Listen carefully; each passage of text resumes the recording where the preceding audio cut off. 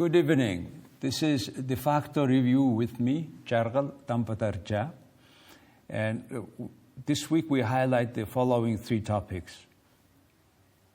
President Macron visit to Mongolia and what is afterwards. Second, Mongolian government's special funds and their future. Third topic is, will state-owned enterprises of Mongolia be profitable? These are three topics we'd like to highlight.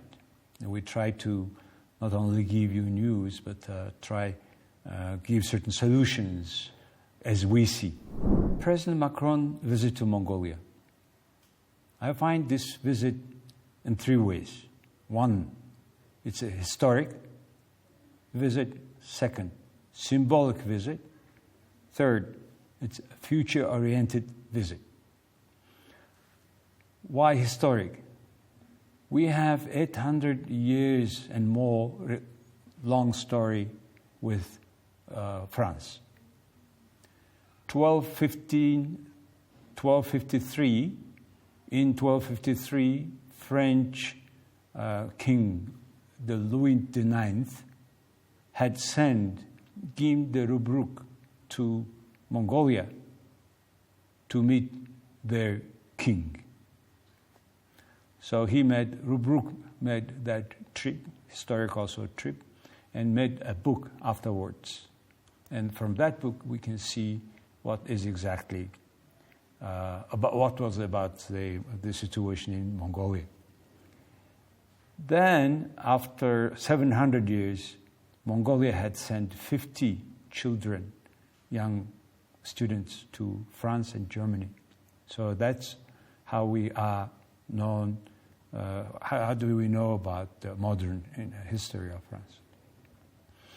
In 1965, we made diplomatic relations established with France.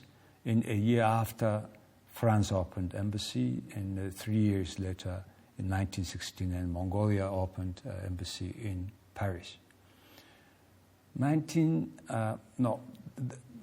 This very brief what happened. The visit was the present visit was interesting story. I'll tell you now. France ex-president Jacques Chirac was actually in Mongolia, but nobody knew in Mongolia that he was visiting Mongolia. What happened? In 1975, Jacques Chirac had visited the Soviet Union. And by his request, Jacques Chirac visited Baikal Lake. He liked it, and he talked about his long-time interest in history, in Genghis Khan, in Mongolia, in Karakorum. Then the Russian army people had decided to give a surprise for him. They took him by helicopter from Baikal Lake to Mongolia, to Karakorum. He had visited Karakorum then.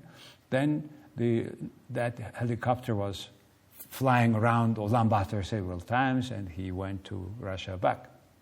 Nobody knew in Mongolia that Mr. Chirac had visited Mongolia, because Mongolia was under this Soviet army. In the south, we had almost 70,000 Russian military sitting against China, and it's called South Baikal Command of Russian military was managing that soldiers in Mongolia. So that's what happened in 1975. 1986, another president, Giscard d'Estaing, had visited Mongolia, but in the capacity of... And in general, we have more French tourists from Europe than any other countries annually now. Around 10,000 or more French people visit Mongolia.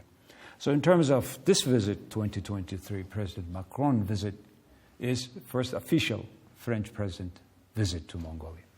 So historically. Why symbolic?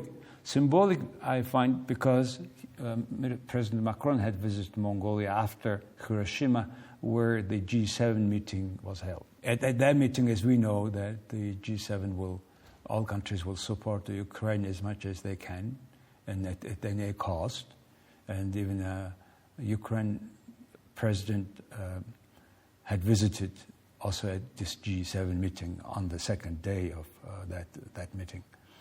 And also, G7 countries have also formulated their policy towards China. The Chinese official media was saying that it was a seminar of this country against China. That's their name. So it is symbolic also because the very visit of the G7 country, one of the G7 countries' president, is very symbolic because it's supporting Mongolian current positions on the international arena on all these current issues the world faces. So that's why I find symbolic. It's future-oriented because we mostly talked about the renewable energy and nuclear energy. Nuclear energy because France's largest state-owned company, Orano, former name Areva, had found uranium deposit in Mongolia in 1997. So it's already, 26 years now. And in 2010, they found, they came 1997, but in 2010, after 13 years, they found a uranium deposit in Dorngobe Aymag, a site called Zovch Ovo. And the Mongolian government owns 34% of the company, Badrakh Energy, which will produce that uranium there, and 66% owned by French state-owned company Orano. Now investment agreement is being negotiated now, and it will take 3-4 years of development, then another 30 years of production of this deposit, which another 15 years of a continuation for recovery and monitoring. As we know, France is the largest nuclear energy consuming country per total consumption. 70% of their local production, of their total energy production is from nuclear, from uranium in a way. And this yellow powder, all the way to the fuel for nuclear power stations, it takes very long circle.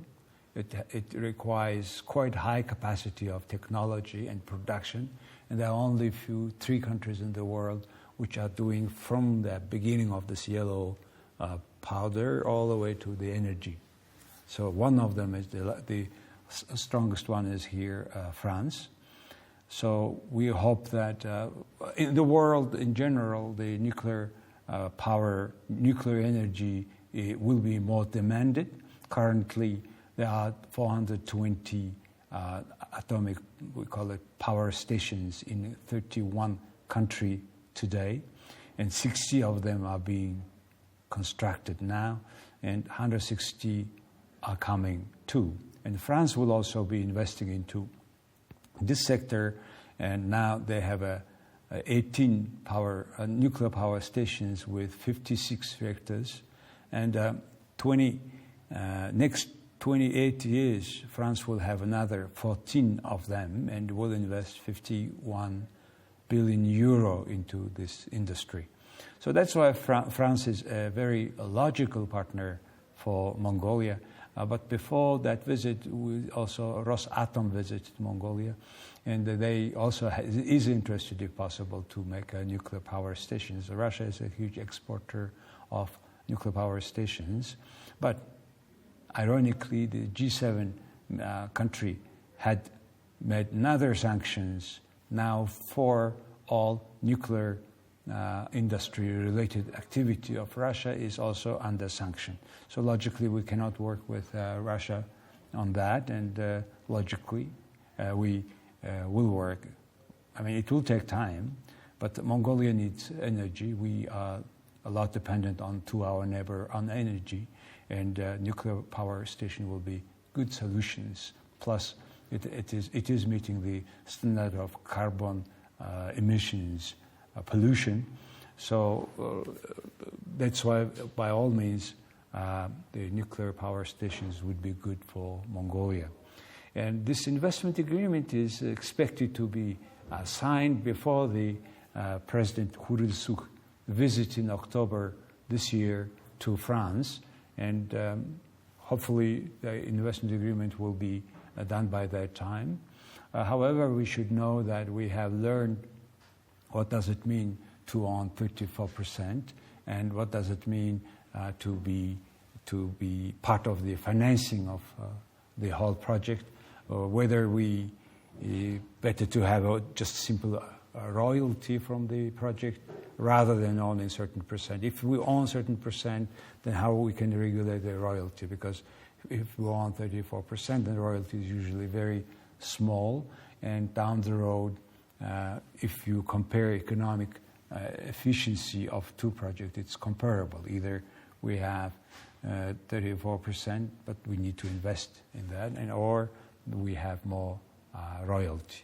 So this equation will be somehow solved in near 6 month future, and let's see what will happen in that regard. So our second topic tonight is government special funds. It turned out we have 25 government funds, and 18 of them will be now open. The history of the fund, the debt or balance of the fund will be clear due to the new operation of the government, 5 new operations of the government, including the glass operation, which means all the government actions to be on one, open to transparent for the first time for everybody. So thanks to this operation, we start to know what is actually happening with this fund and who is benefiting mostly from those government funds. That you can see, for example, very clear in the case of the education support fund, education fund of Mongolia, which was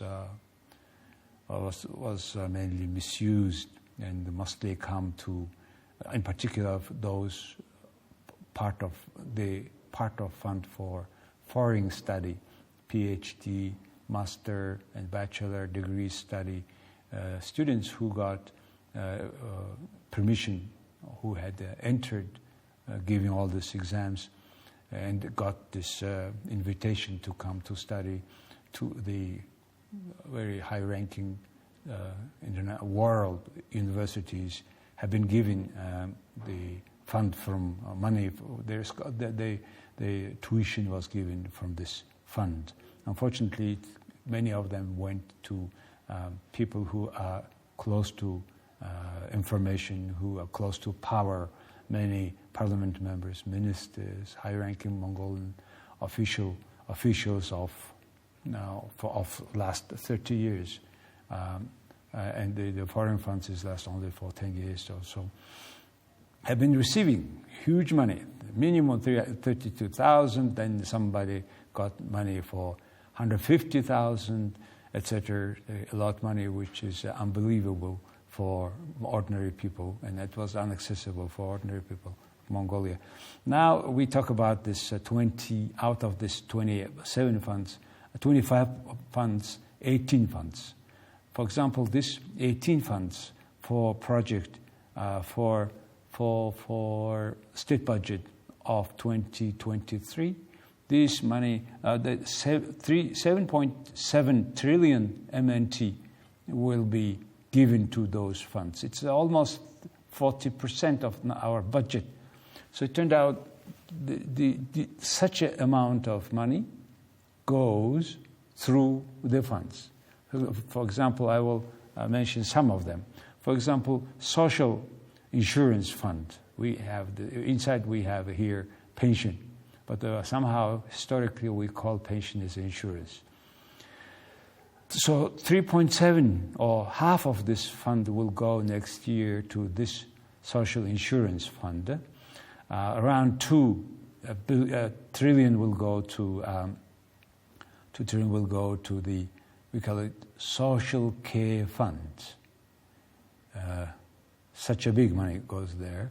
785 will go to labor support fund. 93, not talk about billion, 93 billion goes for education loan fund. Then 7.6 science and technology fund. The 85 billion goes to supporting the professional training of for specialized professional training.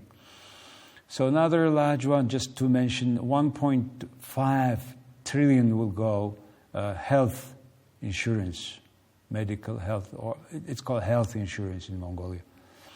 So there is also a fund, large fund. Which one is that? This small medium enterprise support fund. It's a also another noisy, very much noisy fund.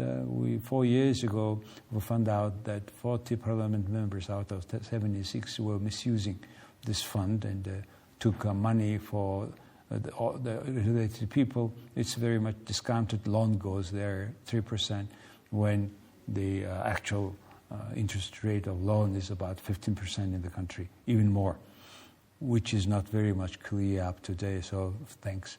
Now this fund will be open for public. This transparent will be for public online.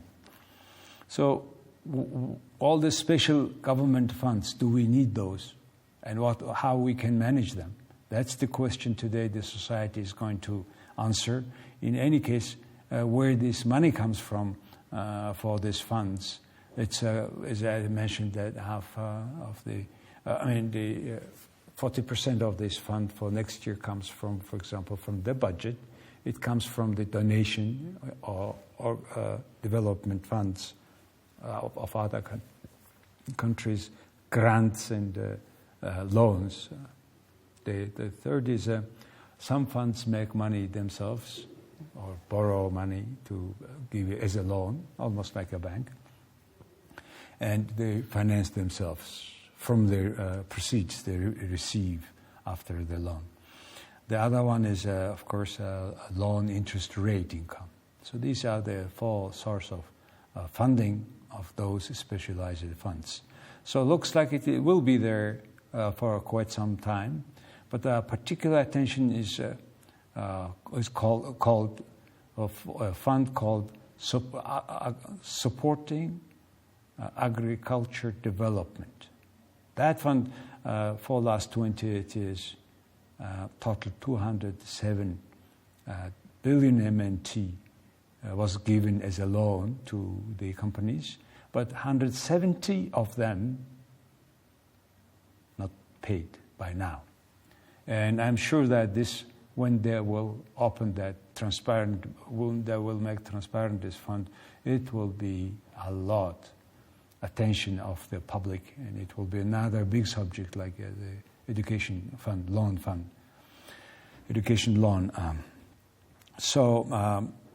Out of 200 about billion loan, 170 are not paid. You can imagine the quality of this management of this fund.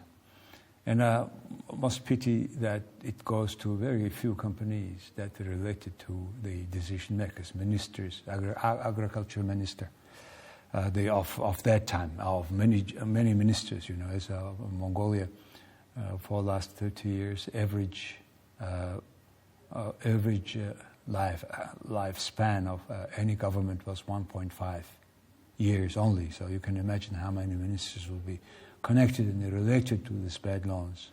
So what shall we do with these specialized funds, I think? First of all, it's to be very clear for what we will use it. For example, this social insurance fund, we should separate this pension fund. Pension is not insurance. We should make a difference. First. Secondly, we should also create private funds so that people have a source, another additional source, of income when they are retired. And unfortunately, Mongolians are those senior people retiring, but they are getting way less money per month than the recent salary. So this situation is very, very bad, and it requires very urgent attention and solutions. So we need to be clear on the policy of this fund. Second, each fund must have independent management, which is run by independent board as well. And this management CEO of the fund is not to be changed every 1.5 years when the government is changing. The last one is, we should call it not a state fund, but we should have a public fund. Or in that way, public has more say on this using of these funds, reporting around about the using, etc. So we need more transparency, which had started already thanks to this new operation, anti-corruption operation of the current government. Another event to highlight for this week is whether state-owned enterprises of Mongolia can be profitable or not.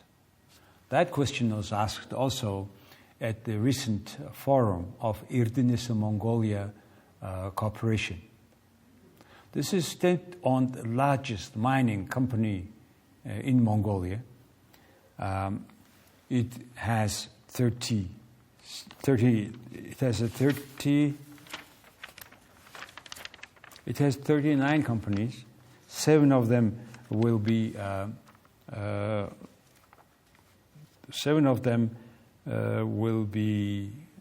terminated according to the new plan of the government, of this current government, to make a less state-owned companies' participation in business. So this Irdenis Mongol, for example, Oyut Mongolian part, Irdenis Town Tolgawa, largest coal deposit.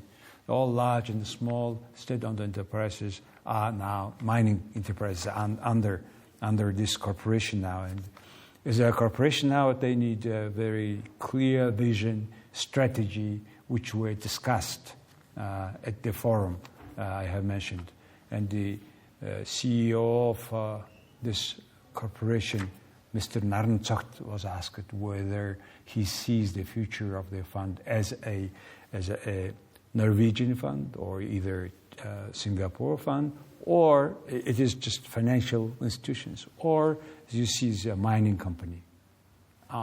His answer was the future, the vision of similarity. If you select one company close to be this Mongolia, it will be Riol, he said. In fact, this Irdenis Mongolia has created now copper group, coal group, which is 2 major income of export of Mongolia, and 2 major source of earning foreign currency for this country.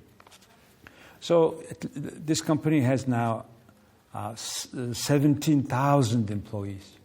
Irdenet alone, Irdenet is state-owned, largest copper company since 1973. That company alone has 7,000 employees. So this is the Mongolian largest employer corporation, and their asset, for example, is just their asset is for last year is almost 60 trillion MNT asset belongs to the balances of these companies.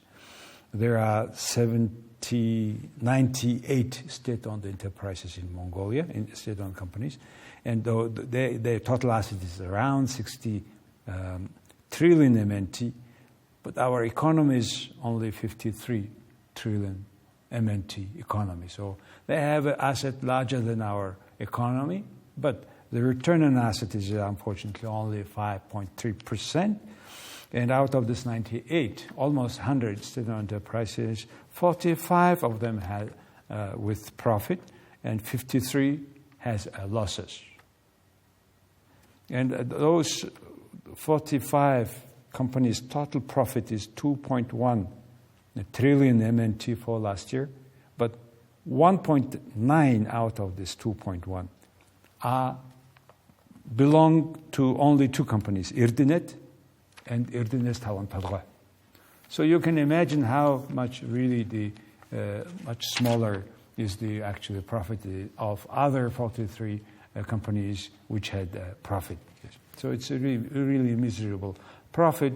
In general, it brings a question how long we will have the state-owned enterprises. Should we have it? And the current Prime Minister is saying that state will not participate in businesses that can be done by private companies, which is a good stand. But in reality, for example, for example, all this food catering or the laundry all now belong, the government inside the state, the palace, they're now outsourcing from private companies. A good start, and state-owned enterprise really, in fact, to be under the better management, which is also the policy of the current government, in particular, Erdenes, Mongolia.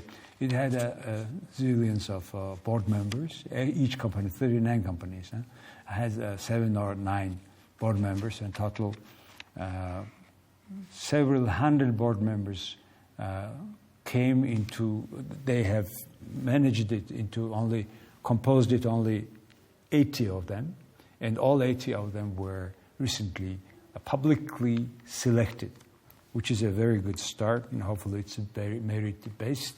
Hopefully it will bring good boost to the management of the state-owned enterprise in Mongolia. So in any way, the largest state-owned corporation, Erdenes Mongolia, is now looking and discussing about their strategy, vision, mission, and I was a part of it, discussions. I was moderating one panel from which I understood that there are many problems we need to solve. First of all, if you take a bigger picture, the 34% of the state-owned strategic, 34% of the strategically important as assets to belong to be owned by the government. So the bigger issue is in which way state can participate in mining business. Many countries prefer to have zero interest of the state, parliament, government inside of the mining businesses. Instead, they prefer to have a royalty, which makes life easier. If we take this stand instead of this, then Erdenes Mongolia has to be regrouped. Because to be efficient for Erdenes Mongolia is to be like the Rio Tinto, where they're very clear operation, reporting, auditing, which all of them are not that good in Mongolia, in particular with this company. And so they try to, as a large corporation, to reformulate everything, but it is not easy. Just one example is the human resources of these companies. Because it's state-owned, it is also linked to the state employees' salary scheme. That's why they cannot hire or competitively hire professionals to state-owned enterprises. And recently, for example, the Erdenes Silver Company CEO was complaining that the average salary is $1.8 million. It's only $500 around, but they finally have got permission from the related agency, public state council, that they will increase the salary for particular professionals 3-4 times. As they have increased, the same amount of money was promised from private sector to the employee, and he has gone. So we need to have a policy. If it is smaller salary, then you should have such a connection with the company, like ESOP, employee stock option plan. But this kind of things to be there, but it is done. It can be made only by publicly listed companies. So first of all, let's try at least the banks are now in Mongolia they're issuing only 5% new shares, and only 5% is owned by public, and they call it now already public company. Maybe at least this attempt can be made here with state-owned enterprise in Mongolia, but how in immediate near future. But in the long run, all the state-owned companies to be public-owned, public companies. Only in that way we will have our economy more prospering with less participation of the state. Finally, this Mongol maybe can have a good future thanks to the IT technology, which they will create one database, and they will use maybe more efficient human resources in that regard. So this is just one problem they have touched. There are other many issues, but however, the good thing is this kind of a forum was held in Mongolia last week. So these are three topics I want to highlight with you. First, about this visit of President Macron. Second, about the state specialized funds. What do we wait? What do we expect from them? The third is state-owned enterprises. Can they be profitable? So these are three topics to highlight for you. Thank you very much for staying with me. You can rewatch the program also on jargaldefacto.com website. Next week. See you next week.